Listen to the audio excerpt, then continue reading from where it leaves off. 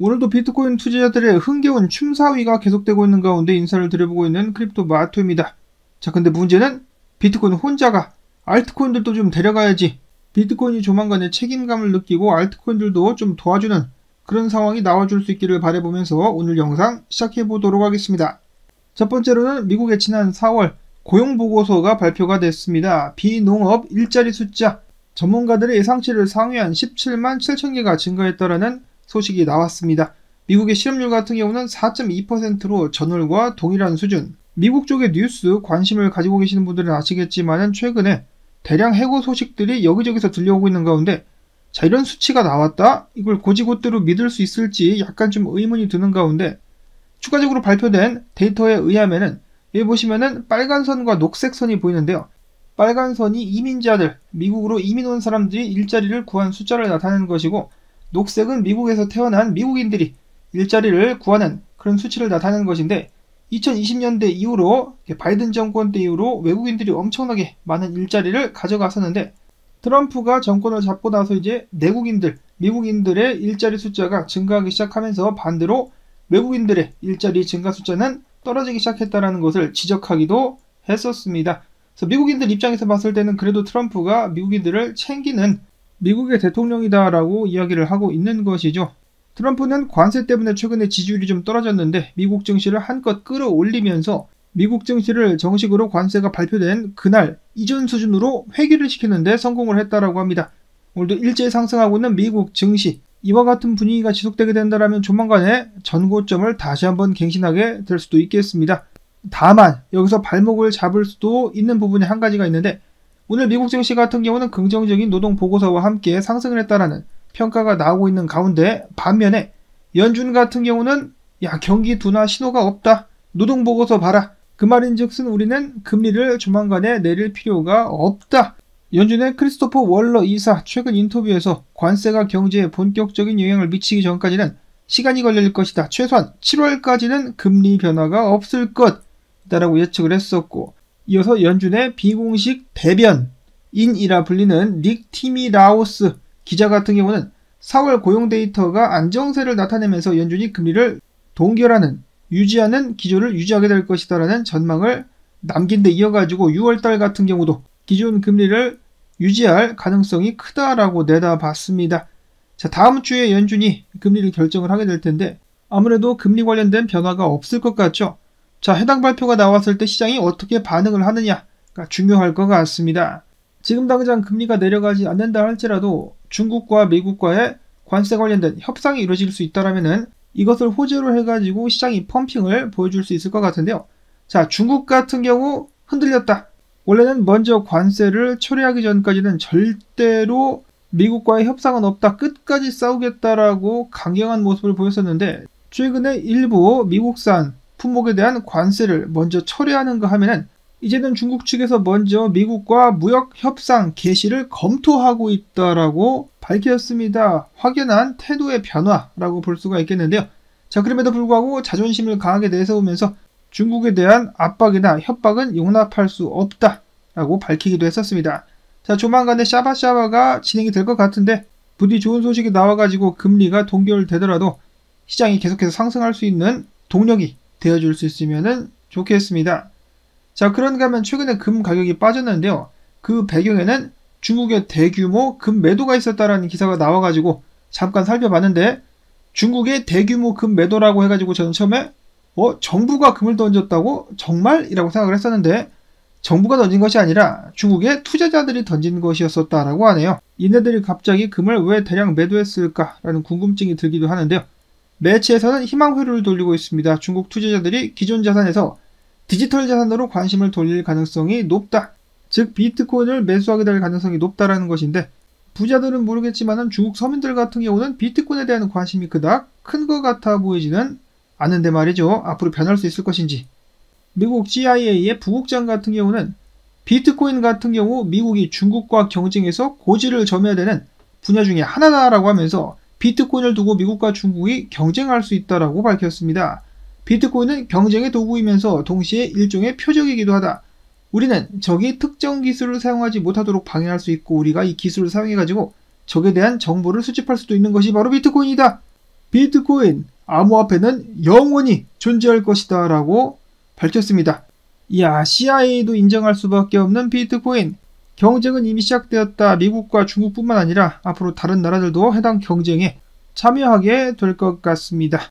과거에 방송을 하면서 야, 우리는 비트코인 시장에 정말 일찍 들어온 거다라는 말씀을 종종 드린 적이 있었는데요. 이런 것을 봤을 때 아직도 초반인 것 같습니다. 본격적인 수요, 이제부터 막 시작된 것이 아닌가. 어제 화끈한 상승에 이어서 비트코인 계속해서 강세를 유지하고 있는 가운데 지금 현재 가격 97,551달러, 이더리움은 1,852달러 선에서 거래가 이어지고 있습니다. 주말 동안에 과연 비트코인은 어떤 모습을 보여줄 것이며 알트코인들은 달릴 수 있을 것인가? 일단 어제 비트코인 현물 ETF 자금 유입이 들어왔습니다. 4억 2254만 달러, 그 중에 블랙락에서 3억 5146만 달러가 유입. 다른 기관들은 블랙락을 꼭 본받아야 되겠습니다. 블랙락의 디지털 자산 담당 같은 경우는 최근 인터뷰에서 이렇게 이야기를 하기도 했었는데요. 비트코인이 기술주처럼 움직인다면 기관 투자자들은 큰 흥미를 느끼지 않을 것이다. 하지만 비트코인을 통해서 극단적 하락 리스크에서 벗어날 수 있다면 비트코인은 모든 기관 포트폴리오에서 중요한 자산으로 자리 잡을 수가 있겠다. 그렇게 되면 논의의 방향은 비트코인을 위험해서 안 산다가 아니라 비트코인을 안 들고 있으면 더 위험한가로 전환될 수 있을 것이다 라고 이야기를 하면서 비트코인의 중요성이 미래에 더 부각될 것이다 라고 주장을 하기도 했었습니다. 자, 그런가 하면 5월달이 찾아왔죠. 격언이 있습니다. 5월에 팔고 떠나라. 왜냐? 5월달부터 미국 증시를 비롯해가지고 약세를 보여줬었기 때문에. 근데 그렇다라고 해가지고 거의 모든 연도 5월에 비트코인이 약세를 보였었느냐? 그것은 아닙니다. 이런 식으로다가 약세를 보일 때도 있었고 강세를 보일 때도 있었기 때문에 이번 5월 역시 지켜봐야만 되겠다. 지금 현재 비트코인 같은 경우는 거시경제에 관련된 영향을 굉장히 많이 받고 있기 때문에 5월에 집중을 해야 될 것이 아니라 또람프의 입에 집중을 해야 되는 것이 맞지 않나 라는 생각이 듭니다. 자, 다음으로 어제 저도 글을 통해서 전해드렸었던 소식인데요. 어제 잠시나마 트위터를 후끈 달구게 만들었었던 마이클 세일러의 스트래터지 관련된 소식입니다. 스트래터지 기업 실적 보고가 나왔는데 예상치를 하회했었다라고 하죠. 아마 1분기 때 비트코인이 힘을 쓰지 못한 것이 영향을 끼친 것이 아니겠느냐. 스트래터지 같은 경우는 55만 3,555개의 비트를 지금 현재 보유를 하고 있고 평단은 68,459달러입니다. 스트래터지는 앞으로 210억 달러 주식을 발행해가지고 자금을 끌어모아 비트를 매입하겠다라고 밝힌 데 이어가지고 향후 2년간 840억 달러를 조달해가지고 비트코인을 매입하겠다라는 발표를 했습니다. 진짜 말 그대로 혼자서 다 사버리겠다라고 이야기를 하고 있는 것인데 저것이 구라인 것인가 허풍일 것인가 아니면 정말로 이렇게 할 것인가. 근데 마이클 세일러 본인이 이야기한 것처럼 비트코인이 정말 1,000만 달러 몇백만 달러 이렇게 간다라고 치면은 지금 들고 있는 물량도 이미 충분하지 않나라는 생각이 들 정도인데요. 이렇게까지 해가지고 혼자서 다 사모으려는 의도가 뭘까? 아니면은 이렇게 나서가지고 매입을 해줌으로써 다른 기관들이나 회사들도 함께 참여할 수 있도록 압박 혹은 이렇게 사도 괜찮다라는 것을 보여주려고 하는 것인가? 참 마이클 세일러의 머릿속을 한번 들여다보고 싶습니다. 자, 다음으로 비트코인 쭉쭉 상승하고 있는 가운데 만약에 10만 달러 근처까지 가게 된다면은 장투자들의 매도 압력이 높아질 가능성이 있다. 즉 그 자리가 강력한 저항이 되면서 비트코인의 하락세로 이어질 수 있겠다라는 분석이 나오기도 했었습니다.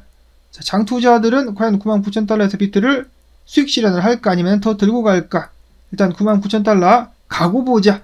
일단 오늘 같은 경우 특별한 비트코인의 분석은 나오지 않은 가운데 인컴샤크 분석가 피터 시프가 저번 달에 비트코인 떨어질 때 뭐라고 글을 남겼었느냐? 비트코인은 2008년도 미국의 경기 침체 때문에 태어난 자산인데 이번에는 미국의 경기 침체 때문에 올해 비트코인은 죽을 것이다, 사라질 것이다 라고 이야기를 했는데 그 자리가 바로 바닥이었었다. 피터 시프의 이런 발언 후에 비트코인은 지금까지 23% 오히려 올랐다. 무엇을 알 수 있습니까? 인간지표. 인간지표라는 게 실제로 존재하는 것이며 그 적중률 또한 굉장히 높다라는 것을 다시 한번 알 수가 있겠다. 이어서 지금 비트코인이 숏을 치고 있는 사람들 혹은 떨어졌을 때 줍기 위해서 대기하고 있는 사람들은 비트코인 조정이 언제 나올지 손꼽아서 기다리고 있는데요. 이런 식으로다가 지금부터 조정 받아가지고 2021년도 때 프랙탈이 반복되면서 87,000달러대까지 조정받고 그 다음에 더 크게 쏘는 그런 모습이 나올 수도 있지 않겠느냐. 자, 근데 조정은 나오겠지만 이런 식으로다가 ETF에서 계속해서 자금 유입이 이뤄짐과 동시에 미국 증시가 힘을 내버리면은 조정이 나와도 여기까지 나오지 않을 가능성이 굉장히 높습니다. 반면에 금리가 동결되고 좋지 않은 소식이 나오게 된다면 큰 조정 나올 가능성도 있겠죠. 그래서 결국은 다음 주 파월이 이빨을 어떻게 터느냐, 그거를 지켜보는 수밖에 없겠습니다. 그러지 말고 매수할 수 있는 좋은 시기가 있지 않을까. 분할로 들어가는 수밖에 없죠. 분할로 안전하게 조금씩 끊어가지고 들어가는 것이 이런 상황에서는 가장 현명한 것 같습니다. 자, 다음으로 골드만삭스, 한때 암호화폐를 조롱하기로 유명한 기관이었었는데요. 암호화폐 사업 확대 계획을 가지고 있다라고 밝혔습니다. 에라이 양아치들아. 자, 근데 그럴 수밖에 없는 것이 점점 더 많은 고객들이 암호화폐 거래에 적극 참여하기를 원하고 있다라고 하네요. 다음으로 트럼프 가문의 암호화폐 기업 월드리버티 파이낸셜이 이번에 중동으로 날아가가지고 큰 성과를 거뒀다라고 하는데, 아부다비 펀드와 20억 달러 거래를 성사시키는 데 성공을 했다라고 합니다. 해당 거래에는 아랍에미레이트의 국영투자사 MGX뿐만 아니라 바이낸스까지도 함께 참여를 했었다라고 합니다. 이번에 크게 한탕한 트럼프의 아들내미들, 당연히 이 트럼프를 싫어하는 사람들 쪽에서는 야, 대통령이 이러면 안 되는 거 아니냐, 이해관계가 충돌하고 있다라면서 지금 비방을 이어가고 있다라고 하는데요. 지들이 헤쳐먹는 건 괜찮지만은 남은 하면 안 된다, 전형적인 내로남불인 것 같습니다. 자, 그런가 하면은 물류 회사인 프레이트 테크놀로지스가 트럼프 밈코인에, 비트코인도 아니고 밈코인에 2천만 달러를 투자할 계획을 가지고 있다라고 밝혔습니다. 뭔 소리야. 보통 비트코인 매입 발표를 하면은 해당 회사의 주식이 상승하는데요. 이네들은 트럼프 코인, 밈코인 매입 발표를 한 다음에 주가가 하루에 20% 이상 떡락했다라고 합니다. 삽질도 이런 삽질이 없는 것 같습니다. 아마도 트럼프 관세 때문에 아부를 해보려고 이런 결정을 내린 것이 아니냐라는 비난이 쇄도하고 있는 상황. 자, 다음으로 노보그라치의 갤럭시 디지털이 올해 나스닥 상장을 공식적으로다가 발표를 했습니다. 또 다른 암호화폐 기업의 증시 상장 소식이라고 볼 수가 있겠고요. 다음으로 이더리움 현물 ETF 어제 자금 유입이 들어왔습니다. 650만 달러가 들어왔는데 블랙락에서의 유입 및 유출은 없었으며, 이더리움 최근에 반짝하면서 추세정을 뚫었으나 정을 뚫고 나서의 반응이 영 탐탁치 않다라는 평가들이 나오고 있습니다. 언제 하락해도 이상하지 않을 만큼 병든 닭 같은 모습을 보여주고 있는 이더리움. 다음으로 알트코인 설파 분석가는 AI 코인에 투자를 하고 싶어? 내가 봤을 때 가장 안정적인 AI 코인은 타오다. 물론 버추얼 가치 높게 상승할 가능성이 있는 코인들도 있는데 그럼에도 불구하고 가장 안정적으로 먹을 수 있는 것은 타오가 아니겠느냐 라고 주장을 하기도 했었고, 이어서 알트코인 설파 분석가 봉크가 마음에 든다. 이미 좀 가지고 있지만은 조정이 나온다. 그러면 해당 자리에서 봉크를 추미하게 될 것이다 라고 이야기를 하기도 했었습니다. 가격대는 대략적으로다가 0.00001684 달러보다 조금 더 아랫자리라고 합니다. 자, 다음으로는 수인데요. 수이 같은 경우도 조정을 받게 된다라면은 주요 가격대가 3달러 14센트 정도 이 구간대에서 줍줍을 하게 된다라면은 괜찮은 자리가 될 수가 있겠다. 근데 비트코인 크게 조정받으면서 해당 자리도 무너지게 된다라면은 2달러 50센트 선까지도 한번 조정받는 거 예상을 해볼 수가 있겠다라고 이야기를 했습니다. 비트가 정말로 87,000달러 선까지 다시 내려가게 된다라면은 수위도 그 정도까지 떨어질 수도 있겠죠. 다음으로는 크립토 닥 잼헌터라는 분석가 오아시스 로즈 같은 경우 추세정을 뚫고 지금 주요 지지 위에서 길을 모아주고 있는데 조만간에 한번 쏘지 않겠느냐. 다음으로는 리플 XRP 현물 프리미엄이 굉장히 높은 상황이라고 하는데요. XRP 같은 경우는 2020년도 이후에 주요 가격 상승을 현물이 아니라 선물이 주도를 했었는데 이제는 현물이 주도를 하고 있다. 그래가지고 현물 시장 수요와 고래들의 지속적인 매집 속에서 조만간에 큰 상승 보여주면서 3달러 75센트 이상으로 한번 쏠 수 있지 않겠느냐 라는 기대감. 반면에 어제 코인베이스 상패 소식이 나왔었던 무브먼트 설립자 중에 한 명 루시 만체가 부정행위를 한 것으로 드러났다라고 합니다. 악재가 겹치고 있는 무브먼트. 자, 그런가 하면 김치코인에도 악재가 발생을 했죠. 위믹스 국내 닥사 거래소들에서 두 번째로 상패를 당하게 되었다라고 하네요. 위믹스 같은 경우 프로젝트 자체 기술력보다도 신뢰 관련 용량 부족이 발목을 잡았다라는 지적들이 나왔습니다.